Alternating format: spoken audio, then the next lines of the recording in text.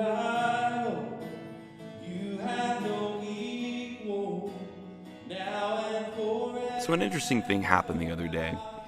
I was getting ready to lead worship for our 5th and 6th grade ministry.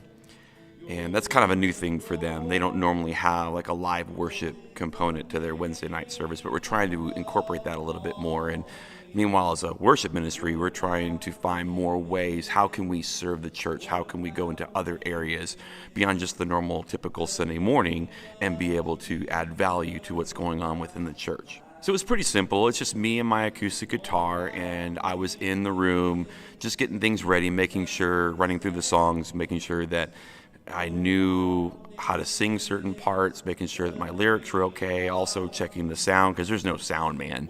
So I'm kind of adjusting that on my own, making sure there's a decent mix in the PA for the room. Just running through all the logistics of leading worship for that evening. And I was going through all the songs, and all the songs happened to be in the key of E, and I just started kind of strumming along a little bit and thinking of like, well, what other songs do I know in E? And I just started playing this song. Let the poor man say I am rich again. Let the lost man say I am found again. Oh,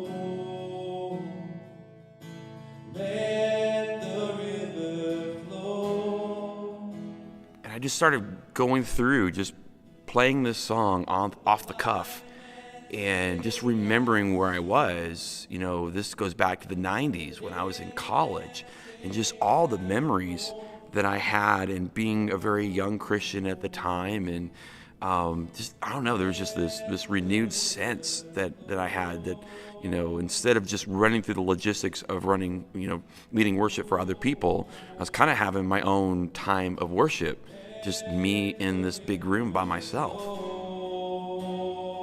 And the first thing I learned that day was I need to do a better job of just having my own personal worship time. There's so many times where I'm the one leading, and I'm leading a group of people, and even down to like song choices. A lot of the songs that we do, I'm doing it because I know it's what serves our church. It may not necessarily be like my favorite top 5 songs. And, you know, you want those worlds to collide the best that you can, you know, things that minister to you and things that you know that minister to other people. But I also know that I can't just get up there and do all the songs that I want to do, that I need to serve my church and put my church first.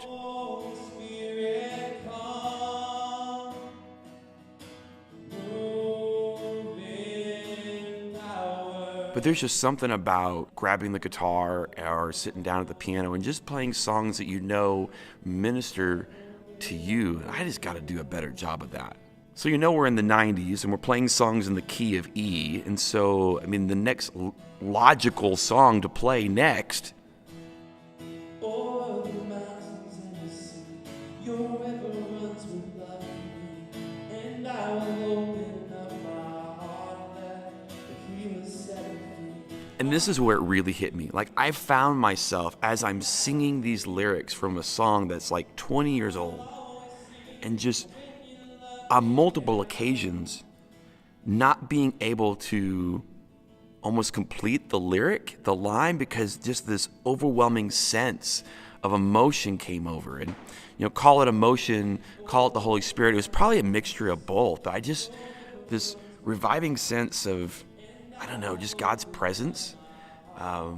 It just kind of came over me. And it's not like these songs say anything different than the new songs that are coming out today, or the songs that I had picked to lead for the evening for the kids.